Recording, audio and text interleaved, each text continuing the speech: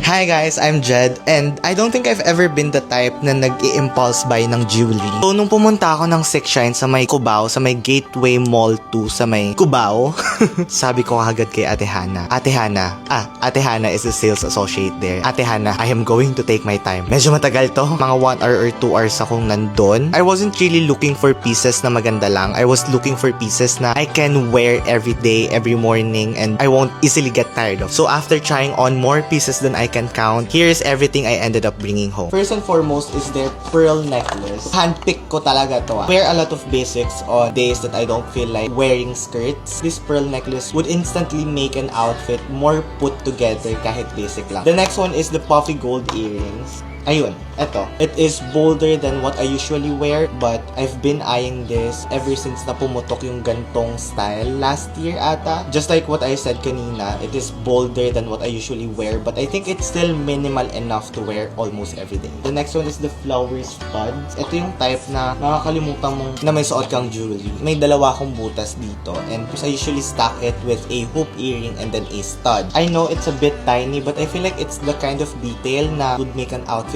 feel more softer. The next one is the ring. Last year, bumili ako ng gold ring from them. Unfortunately, I lost it. This is a moissanite ring. This one comes with a certificate. I've been wearing rings often ever since nag-start ako mag-nails because game changer siya. This one is too delicate to the point that I would wear it almost every day. Not almost, every day. Wala kasi akong size doon, which is size 7, but binigyan ako ni Ate Hana ng nilalagay dito para so nice, no? I also got something I never had before. I don't know what it's called, pero sa braso siya. Nakikita na natin to online.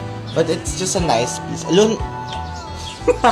But yeah, it's a nice addition para wala lang, just in case I need it on events or it's a cute detail to add. Ayun, alam mo nakakatuwa, the sales associate there, si Ate Hana, she knows what she's doing. Sobrang na-explain niya sa akin each. Ito stainless ba, it's brass, it's gold-plated na 24 karat gold and whatever. This is the last piece that I got. I got this kasi meron ako nung necklace nito and yung stud. Last year birthday ko, binigyan niya ako nun. I got this para makumpleto ko na yung set niya. And one thing that I can say is that don't look for accessories or jewelries that would change your style. Look for something that it's already you. So if you are around Cubao, I would recommend you to drop by sa Six Shine sa may Gateway Mall 2, second floor